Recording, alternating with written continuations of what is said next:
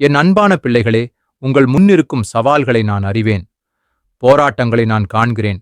ஒருவேளை நீங்கள் ஒரு பெரிய எதிரிக்கு எதிராக போராடுவது போல உணரலாம். ஆனால் இன்று நான் உங்களுக்கு ஒரு வல்லமையான சத்தியத்தை அறிவிக்கிறேன். இந்த உலகத்தில் எதிர்ப்புகள் இருக்கும். உங்கள் முன்னேற்றத்தை தடுக்க முயற்சிக்கும் சக்திகள் இருக்கலாம்.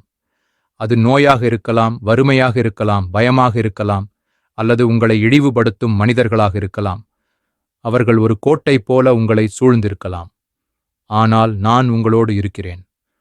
உங்களுக்குள் நான் செயல்படுகிறேன். என் அதிகாரத்தை நான் உங்களுக்கு கொடுக்கிறேன்.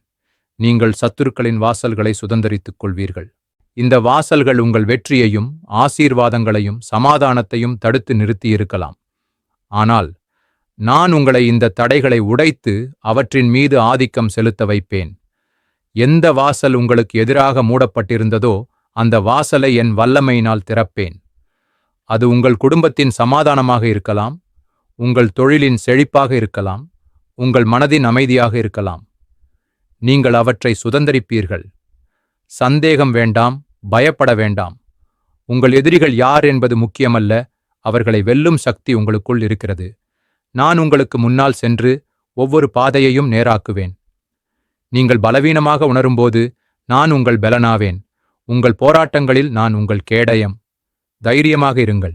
நான் உங்களுடன் இருக்கிறேன். என் வாக்குத்தத்தம் உண்மையானது.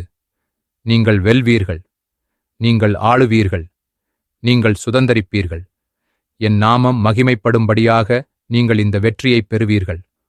ஆம், நீங்கள் சத்துருக்களின் வாசல்களை சுதந்தரித்துக் கொள்வீர்கள்.